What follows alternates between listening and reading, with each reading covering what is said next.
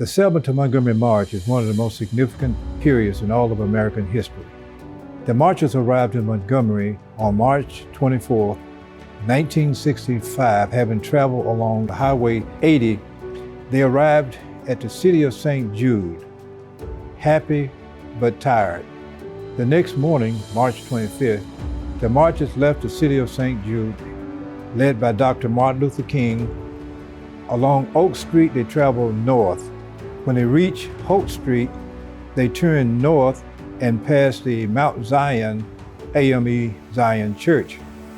From there to Montgomery Street. And en route of traveling along Montgomery Street, when they looked to their right, they could see that federal courthouse where Judge Johnson had given them permission to march from Selma to Montgomery. By the time they had reached the Capitol, I imagine they were tired, but they were jubilant. That's where Dr. King gave one of his most historic speeches of all time. And many people remember that "How long, not long" speech that he gave that afternoon. Today we want to go back to 1965 and see if we can recapture the moment. And we have many of the persons who were part of that Selma to Montgomery March to offer their reflections.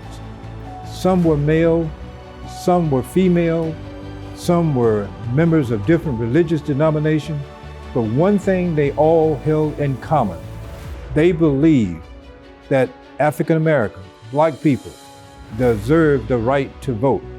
They wanted to make certain that the 14th Amendment was enforced and the First and 15th Amendment were enforced. And that's what we will present to you today. Because no lie can live forever. Yes, sir. How long? Not long. How long? Because you shall reap what you sow. Yes, sir. How long? Not long. How long? Truth forever on the scaffold, wrong forever on the throne. Yes, sir. Yet that scaffold sways the future. Yes. Behind the dim unknown standeth God within the shadow, keeping watch above his own. How long? Not long. Because the arc of the moral universe is long, but it bends toward justice. Yes, sir. How long? Not long. Not long. Because mine eyes have seen the glory of the coming of the Lord. Yes, sir. In 1965, when you even attempted to register to vote, when certain people in the community learned that you had tried to register to vote, some things happened to you that were not so good. In Wilcox County, of the more than 5,000 African American men over the age of 21, only 0% of those persons were registered to vote. Let's go to Lowndes County. More than 5,000 African American men there over the age of 21. How many were registered to vote? 0. So you can see how frustrated, how angry, how upset, how concerned some of these African Americans may have been. The date was February the 18th.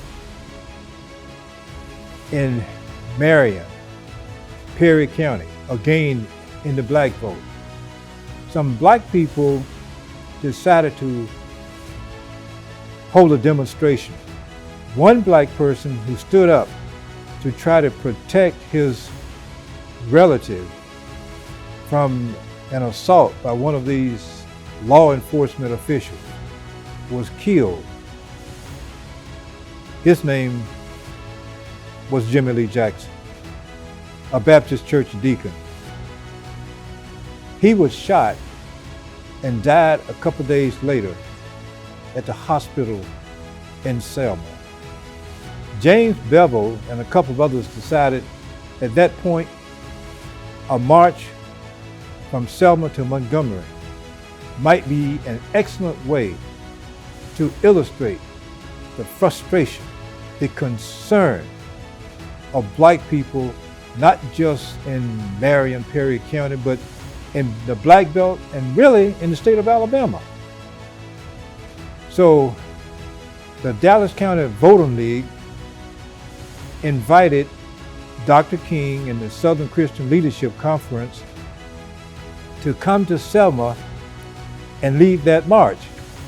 It just so happened as those marchers left the Brown Chapel AME Church to walk those couple of blocks to the Edmund Pettus Bridge to begin their trip to Montgomery. Governor Wallace had issued an order prohibiting the march the day before. So as those marchers approached the crest of that bridge, they looked over and they saw a sea of blue, state troopers, sheriff deputies, all of these people waiting to block their path en route to Montgomery. But they were attacked within 2 minutes of that. More than 50 people had to be hospitalized that day because of that attack. What law enforcement officials had not counted on was television coverage.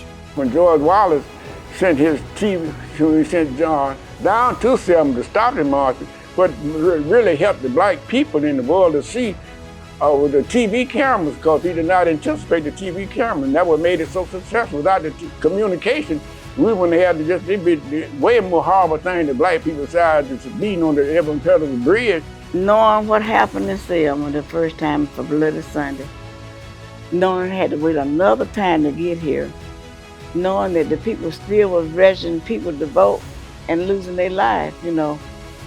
I was determined I was gonna be a registered voter. I had already talked to a girlfriend of mine who lived in the street right behind St. Jude. And she had told me, if you can make it over, if we could march together, I would anyway. And I remember getting here and thinking to myself, I'm not gonna find it. I had never seen that many people before in my life. I drove out to Oak Street and Travis Street to watch the march pass by. At that time, what I wanted to do was to take the marches back to Selma, but my baby was 2 months old, and so I can get out to drive. We ran from one side of the building at St. Jude, looking out the window to the other side, and I could just hear the teachers saying, they're coming, because they could see them out the window coming down Fairview. So when the time the march came through, the Selma to Montgomery march, and the march organizers were looking for a place where the marchers would be safe. So it was a natural place that the march organizers turned to St. Jude for shelter and help for that.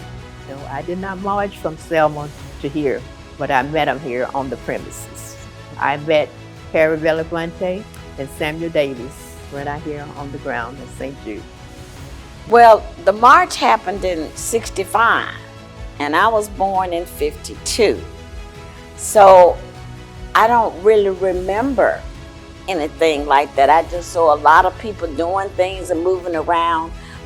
And one particular day, I was taking my mother out to Woodcrest to my cousins, and she literally broke down and cried. And it scared me and it hurt me. And my mother said, you have to pull over, because they was doing a reenactment of that march that very day. So for you to see your mother, oh gosh, to see your mother cry about something that's so serious and people lost their lives, you can never imagine.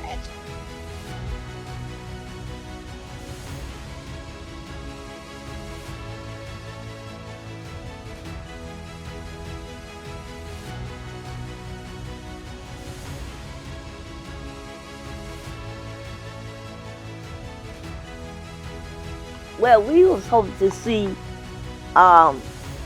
betterments of the black race as a whole. That's what the way we be treated, we saw that we needed plenty of improvement in our situation. We need to make certain that that area from the city of St. Jude on Fairview, along Oak Street, along what is now Fred Gray Avenue, along Hope Street, along that entire route, that we do something to magnify the significance of what happened there on March 25, 1965. Because those were brave people who participated in that Selma to Montgomery March. And those are brave people, we must admit, today, who will recount their stories about what happened along that route. We must applaud those people. We must salute those people, because what they did made a difference.